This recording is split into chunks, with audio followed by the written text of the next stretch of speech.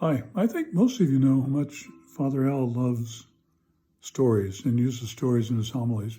Well, I went through my files during this time where we're finding things to do, and I pulled out my 30 most favorite homily stories.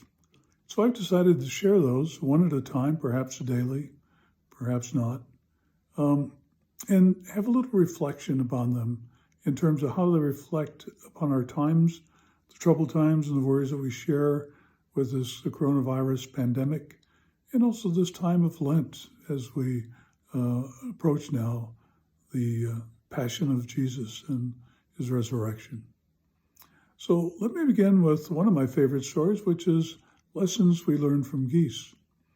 And if you notice, geese fly in formation, in that V-shaped formation, and they do so by following one another. They give a certain amount of lift and take away resistance. It's been said that they can fly 72% further in formation than they could on their own. So the lesson for us is stay in formation, help one another, and we will find less resistance when we stay on the same path with one another. The second thing we learn from geese is that when a geese falls out of formation, it's suddenly facing all sorts of resistance and drag, and it suddenly tires quickly and realizes that it better get back in formation because it wants to get there along with the group and faster and less energy expended. A lesson for us is when we fall away from the right path, hurry back, get back in the right path that we share with others, and so that we can achieve the ultimate goal that God has set for us. The third lesson we learn from geese is that when the lead geese retires, it rotates back and lets another geese take the lead. In that way, they maintain their speed, their direction, without suddenly becoming terribly exhausted. And for us, the message is stay in formation. Don't try to be a lone ranger. A lone ranger will run into all kinds of resistance and discouragements. You know, when we're flying together, there are others that are with us to give us hope and give us encouragement.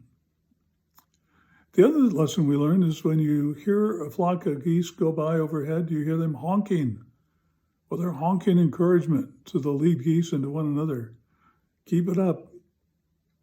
Do we honk to support others, or do we criticize people? No, let's honk more and criticize less. Give encouragement, give hope to people.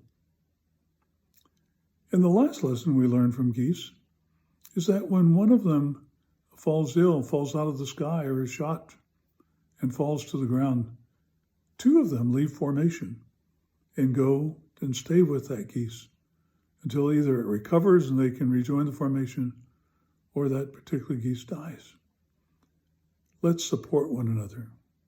And isn't that quite appropriate for what's going on right now with the coronavirus pandemic?